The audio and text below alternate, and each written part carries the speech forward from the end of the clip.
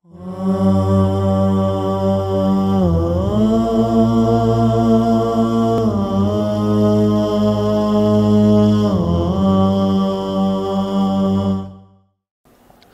باللہ من الشیطان الرجیم، بسم اللہ الرحمن الرحیم، الحمدللہ رب العالمین، وصلی اللہ علی سیدنا محمد وآلہ الطیبین الطاہرین۔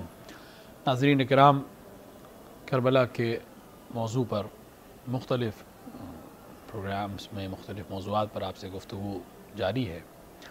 ہم نے اصحاب امام حسین علیہ السلام، انصار امام حسین علیہ السلام کے سلسلے سے جو گفتگو آپ کے سامنے پیش کی تھی، آج اس کے دوسرے مرحلے میں وہ کمال جو اصحاب حسینی کو حاصل ہوا، وہ مرتبہ جو امام حسین علیہ السلام کے اصحاب کو حاصل ہوا، وہ کئی چیزوں میں ہمیں درس دے رہا ہے۔ میں نے ایک چیز آپ کے سامنے عرض کی تھی کہ انہوں نے ہمیں اتحاد کا درس دیا، متحد ہونے کا درس دیا، جو دراصل میں امام حسین کا کمال ہے، لیکن عملی جامہ اصحاب نے پہنایا۔ اگر اصحاب میں ظرفیت نہیں ہوتی تو امام حسین کا یہ کمال ہمارے سامنے آ نہیں پاتا۔ اس میں کوئی شک نہیں ہے کہ امام کے کمال میں، امام کی عظمت میں کوئی کمی نہیں آتی یا کوئی بڑھوتری نہیں ہو جاتی، وہ جہاں پر ہیں اسی مقام پہ رہیں گے۔ لیکن اگر ظرف اعلیٰ ہو تو اس کمال کو حاصل کر کے اور بہتر طریقے سے پیش کیا جا سکتا ہے۔ مثال میں آپ کے سامنے دوں، بارش کے قطرے آسمان سے جب گرتے ہیں تو بلا تفریق مذہب و ملت، بلا تفریق امیر و غریب، جس طرح کا بھی اختلاف ہو، ان میں کوئی فرق نہیں ہوتا۔ وہ قطرے جو امیر کی چھت پہ گرتے ہیں وہی غریب کے دہقان کے باغات میں گرتے ہیں، جو کسی بڑے زمیندار کے باغ میں گرتے ہیں وہی اسی طرح کے قطرے ایک چھوٹے کسان کے کھیت میں بھی گرتے ہیں۔ وہ زمین پہ بھی اسی طرح گرتے ہیں، سمندر میں بھی اسی طرح گرتے ہیں، ان میں کوئی اختلاف نہیں ہے، کسی طرح کی تمیز نہیں ہے۔ لیکن وہی قطرہ جو آسمان سے گرتا ہے، اگر وہ سانپ کے منہ میں جاتا ہے تو وہ زہر بنتا ہے، اور اگر سیپ میں جاتا ہے تو گوہر بنتا ہے۔ تو ظرف کے فرق کر دینے سے نعمت میں فرق ہو جاتا ہے۔ نعمت وہی تھی، باران رحمت تھی، سانپ میں زہر بن گئی، سیپ میں گوہر بن گئی۔ آئمہ علیہ السلام کو تعبیر کیا گیا ہے خدا کی اس بارش سے جو فصلوں کو زندگی دیتی ہے۔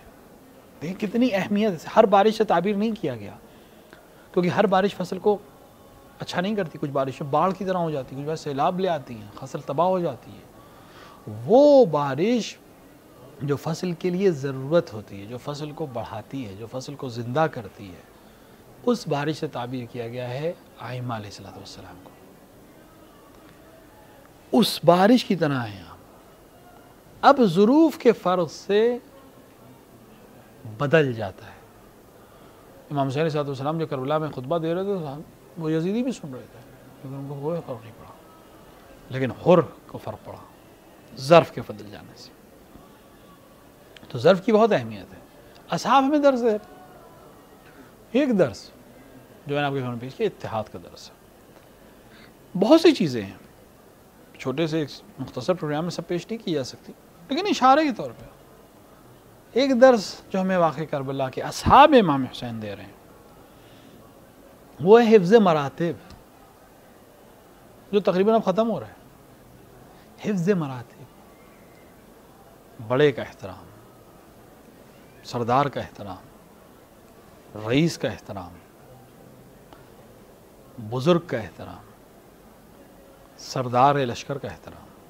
جب امام حسین نے چراغ گل کر دیا، صاحب کو جانے کی اجازت دی، دوبارہ چراغ کو روشن کیا۔ چونکہ لشکر سے خطاب تھا، سب سے پہلے کون بولا؟ وہ جو سب سے زیادہ خاموش رہتا تھا وہ بولا، یعنی ابو الفضل عباس۔ کیوں؟ کیونکہ لشکر سے خطاب ہو رہا ہے۔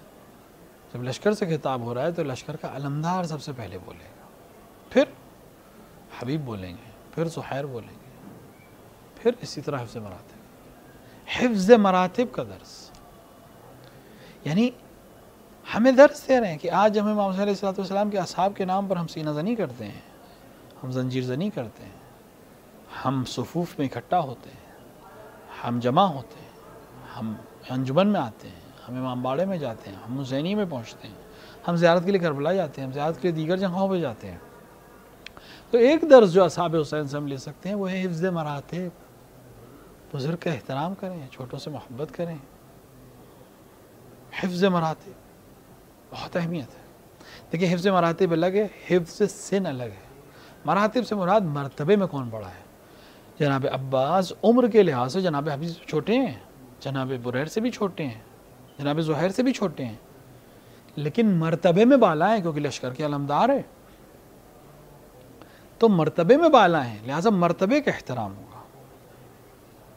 عمر کا احترام اپنی جگہ پہ، مرتبے کا احترام اپنی جگہ پہ. تو جو مرتبے میں بالا ہے، جو بڑا ہے، اس کا احترام تدریجاً. پھر عمر کا لحاظ تدریجاً اسی طرح سے. چھوٹوں سے محبت، چھوٹوں سے شفقت. ایک درس یہ دیتے ہیں، ادب سکھا رہے ہیں، ہمیں طریقہ بتا رہے ہیں کہ ہم مؤدب ہیں، ہم منسجم ہیں. دوسرا درس منسجم ہونے کا درس دے رہے ہیں. ایسا نہیں ہے کہ 70 لوگوں کی ایک جماعت ہے جو ادھر سے ادھر ہیں، 30,000 لوگوں نے ان کو گھیرا ختم کر دیا. میں نے عرض کیا تھا اس دن 30,000 انسان اگر 70 لوگوں پہ حملہ کریں تو کچھ نہیں دیر لگے گی ان کو ختم کرنے میں. پورا دن لگ گیا، جس میں سے بزرگوں نے ابھی جنگ نہیں کی. یہ 3 دن کے بھوکے پیاسے افراد تھے، تھکے ہوئے لوگ تھے، لیکن منسجم تھے. امام حسین نے بھی عمل کیا. لشکر کی ترتیب دی، 70 ہے تو کیا ہوا؟ قلب لشکر، میمنہ، میسرہ، سردار لشکر، میمنے کا سردار، میسرے کا سردار. یہ عمل بتا رہا ہے کہ امام حسین ہم سے چاہتے ہیں کہ ہم منسجم ہوں، ہمارے اندر انتظامی کیفیت پہ ہم آرگنائزڈ ہوں. آج کی زبان میں ایسا نہ ہو کہ ہم آرگنائز نہ ہو کہ مطلب 70 لوگ، 100 لوگ، 1,500 لوگ چل رہے ہیں، کچھ پتہ ہی نہیں ہے. نہیں، اگر آپ منسجم ہو جائیں، آرگنائزڈ وے میں کام کریں تو 70-30,000 کے مقابلے میں ایک ایسی جنگ پیش کر سکتے ہیں کہ تاریخ میں اس کی نظیر نہیں. ہم اگر منسجم ہو کے عمل کریں تو ہم چھوٹے شہروں میں سے لے کر بڑے شہروں تک، ملکوں تک پیغام کربلا کو اس طرح سے پہنچا سکتے ہیں جس طرح حق ہے پہنچانے کا. کیوں دنیا ہماری طرف اٹریکٹ ہوتی ہے؟ کیونکہ ہم وہ پیغام ان کو دے رہے ہیں جو کسی کے پاس ہے ہی نہیں. ضرورت ہے کہ ہم اور بہتر آرگنائز کریں. امام حسین کا لشکر ہمیں آرگنائزڈ ہونے کا سبق دے رہا ہے. امام حسین علیہ السلام کی اس لشکر کی اہمیت جو ہے، عظمت جو ہے انصار کی. امام حسین علیہ السلام کہا کہ جیسے انصار مجھے ملے کسی کو نہیں ملے، کسی کو نہیں ملے. یعنی جہاں جہاں تک انصار اور اصحاب کی فکر جا سکتی ہے وہاں وہاں تک کو دیکھ کر امام حسین نے کہا جیسے مجھے ملے کسی کو نہیں ملے. ہم مثلا ترجمے میں اکثر ذاکرین، خطبہ، ہم لوگ آپس کی زبان میں بول دیتے ہیں کہ امام حسین نے فرمایا جیسے اصحاب مجھے ملے، جیسے نہ نانا کو ملے، نہ بھویا کو ملے، نہ بابا کو ملے. نتیجہ وہی ہے، لیکن امام حسین صرف وسیع کہہ رہے ہیں کہ کسی کو نہیں ملے، کسی نبی کو نہیں ملے، کسی وسیع کو نہیں ملے. نتیجے میں رسول اللہ کو بھی نہیں ملے، کہنے والی بات وہی، لیکن وسیع امام کہہ رہے ہیں کسی کو نہیں ملے. کیا وجہ تھی؟ اور یہ جملہ امام حسین نے روز عاشور نہیں کہا ہے، یا عصر عاشور، بعد شہادت نہیں کہا ہے، قبل شہادت شب عاشور کہا ہے. ابھی تو جنگ ہوئی نہیں ہے، ابھی تو اصحاب نے عملی طور پہ تو کوئی شہادت پیش ہی نہیں کی ہے. ابھی تو وقت ہے ان کے پاس، جا سکتے ہیں، صبح تک جا سکتے تھے. کیا ایسا ہے اصحاب میں جس کی وجہ سے امام حسین یہ کہہ رہے ہیں؟ معرفت ہے. کربلا میں اطاعت امام کیا جو مصداق آپ کو انصار حسینی میں ملے وہ کہیں نہیں ہے. حفظ مراتب، معرفت امام، نصرت امام. شہید گر رہا ہے، دوسرا شہید اس کے پاس آگے پوچھ رہا ہے وصیت ہے کوئی؟ بول نہیں پا رہا تو اشارہ کر رہا ہے. نہ مال کی وصیت کر رہا ہے، نہ بیوی بچوں کے لیے وصیت کر رہا ہے، وصیت کر رہا ہے امام حسین ابن علی کی حفاظت کرنا. معرفت امام کہ میرے امام کی حمایت سے بڑھ کر کچھ ہے ہی نہیں. مال اور بیوی اور بچے اور دنیاوی معاملات سے مطلب ہی نہیں، مجھے وہ یاد ہی نہیں ہے، میرے لیے حسین اہم ہے. معرفت کا درس، جیسے اصحاب مجھے ملے کسی کو نہیں ملے. کیونکہ انبیاء کے اصحاب نے انبیاء سے سوال کیا ہے، انبیاء کو پریشان کیا ہے، انبیاء سے وہ چیزیں طلب کی ہیں جن کی وجہ سے انبیاء پریشان ہوئے ہیں. وقت نہیں کہ میں ان سب کی طرف اشارہ کروں، لیکن آپ کے اذہان میں ہے تاکہ مطالعے میں کریں.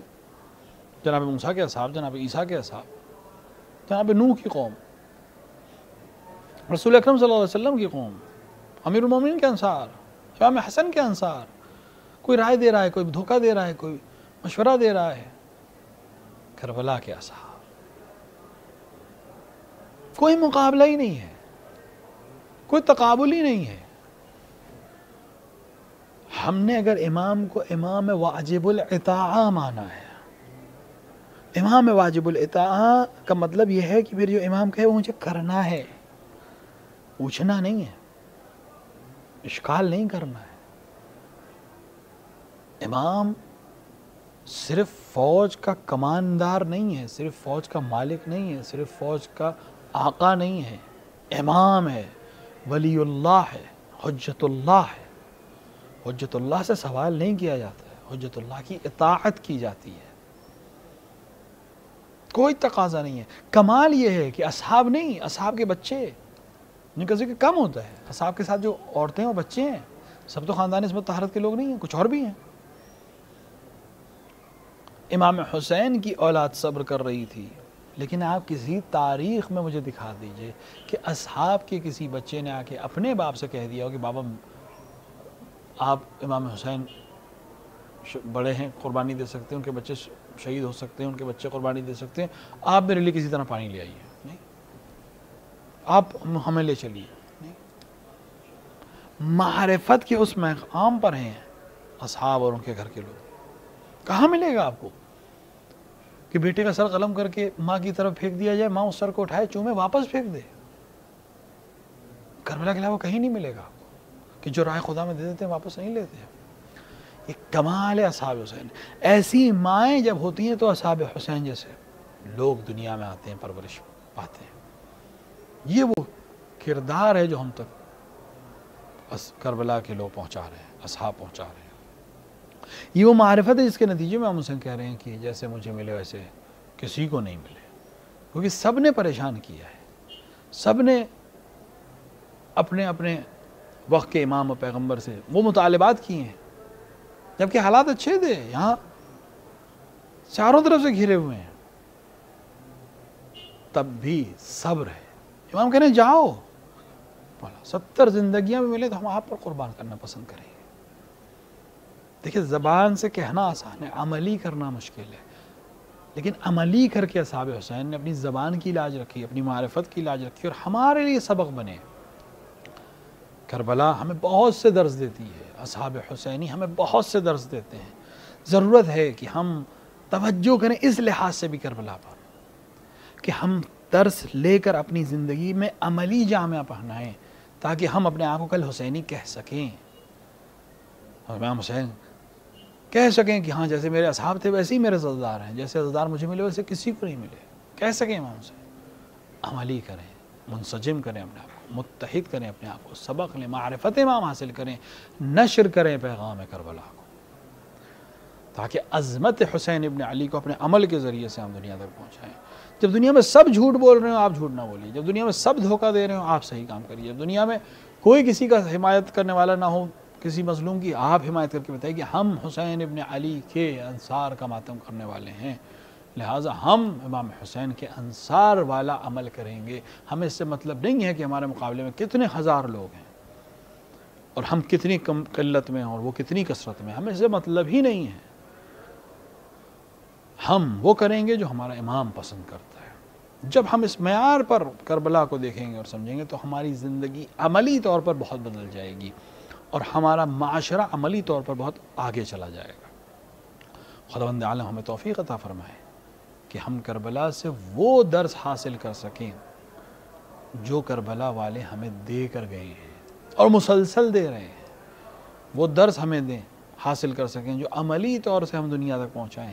صرف زبان پر نہ رہے، عملی رہے. جس طرح انہوں نے صرف زبان سے نہیں کہا کہ امام حسین ہم آپ پر شہید ہوں گے، بلکہ عملی طور پر شہادت پیش کر کے اپنی زبان کی لاج رکھی اور عمل کر کے دکھایا کہ زبان کی لاج کیسے رکھی جاتی ہے. خدا ہم کو توفیق عطا فرمائے کہ ہم واقعی معنوں میں عزادار بن سکیں، امام حسین ان کے اصحاب سے درس لے سکیں، سچے معنوں میں امام حسین کی نصرت کر سکیں اور اپنی دنیا اور آخرت کو سنوار سکیں.